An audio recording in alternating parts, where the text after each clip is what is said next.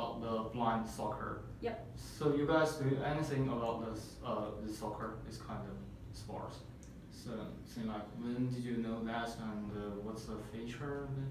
So blind soccer was supposed to come last year in the festival, and we actually planned to have it. However, due to unforeseen circumstances, we didn't have it.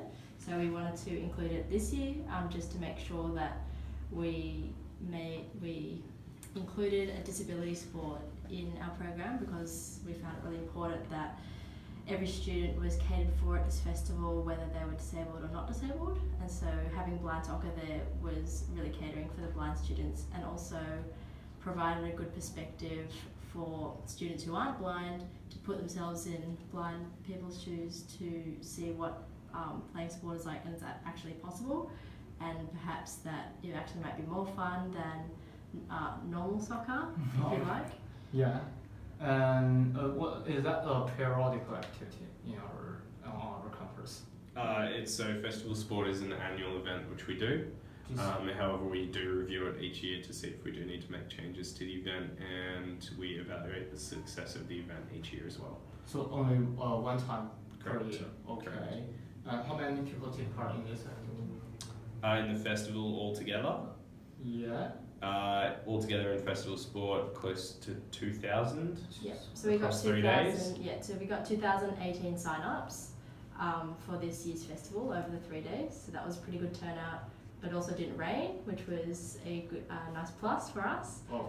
Which meant high student participation, because a lot of our activities were outside on the village green. So that meant that nothing had to be cancelled, and everyone could show up in the place they were meant to be and play or participate in whatever activity they signed up for. Yeah, so actually several days, I think it should be last week, right? We got a festival. It was week 3, so Oh, weeks week ago. 3, yeah. No, it was week 2. Week 2, sorry. Week two, That was week 2. yeah, okay, week 2. And we, according to our observation, actually the players are most ordinary people, and we just like experience this kind of sport. Do you have any real disabled players take part in this? So part of the reason that we did it was obviously is to make it a sport accessible for everyone on campus, but a large part of the reason is to increase awareness about disabilities and disability sport. So when we get these activities in, they're actually geared towards anyone having a go, even if you can see properly. So what they do is they do put a blindfold on you, and then you get to play like someone who would be blind. So percentage of people with disability on our campus, I think, is relatively low that compete in sport. Not sure the reason why, but we're doing our best to try and put more activities out there. Okay, so do we have some competitions with other schools or among this campus, in this campus? In terms of disability sport or just normal sport? The blind sport. No, so we don't have any inter-university events in blind soccer or disability sports with other universities. Okay, so what about this kind of sport in Sydney? Do you have some professional or? So disability sports in general, I can't speak specifically for each sport. I don't know if there is any dedicated leagues, like in comparison to like the AFL or NBL or something like that. Sorry, NBL, no NBL. No, NBA is American, right? Yeah. So in comparison to a regular season like that, I'm not too sure what exists, but I know that there is players who play in national teams that go to compete in the Olympics. Okay, so for those sports.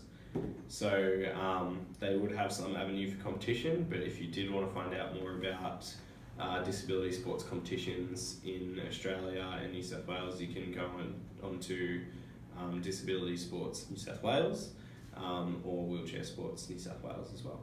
Okay, I agree. Also, can you tell me some maybe difficulties when you when you design or establish this activity?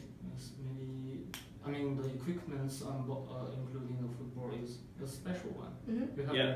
them. It's actually easier than you think. We engage Disability Sports New South Wales and Wheelchair Sports New South Wales, who will actually come down and provide the entire event for us. So we'll pay them a fee and they'll give us people to run the sport, they'll bring all the equipment.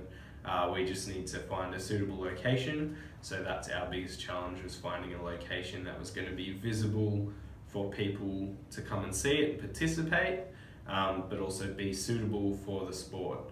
So wheelchair basketball we're able to put next to the Newton lawn, really close to the main walkway, so heaps of people could see it, which meant more people did that than blind soccer, which was further away from the walkway. But because they're different sports, they have different needs, so that was the best that we could do with them. Okay. So, what about the basketball?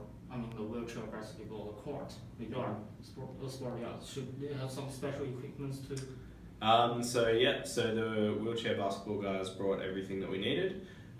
Because it's not a professional competition, it's like a come and try environment to see what it's like. You can modify the sport so that it's easier for people who've never done it before. Because like I had to go and I couldn't drive the wheelchair very well to start with, so it was fortunate that we had it in a slightly smaller space. Oh, okay. Oh, fine. Great. And we want to talk about something about the Special Olympics. I mean, the Olympics for disabled people. Mm-hmm. They're got enough attention from the society. Actually, according to our researchers, not too many people pay attention to this kind of Olympics. To be totally honest, there's disability sports in general, not necessarily in Australia but around the world. It's just how the sport is, and the amateur nature of it, however it is growing in the world.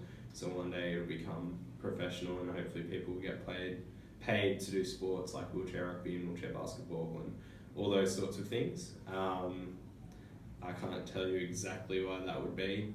I guess that if you want to look in broader spectrum details, the able-bodied people make up a larger percentage of the world than people who are not able-bodied.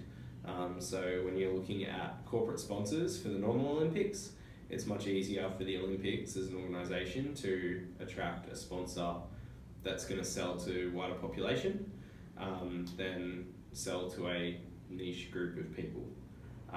And when it comes down to it, money is the main reason why that it's not as visible, I guess. But keeping in mind, I don't work for the Olympic committees and that stuff, and that's just my understanding of how it is. So it's not that people don't like it, it's just like everything costs money. Yeah, right. And actually, some people they just told me that for them it's really uncomfortable. You see some people they don't have arms or. Oh, no doubt it could be uncomfortable for some people. I personally don't have a problem with it, and I would advocate anyone who wants to play a sport or give a sport a go to jump in and have a crack at it. There shouldn't be any reason that you can't. And I would encourage anyone who wants to do something on campus to come and see us. Okay, that's all. Thank you so much.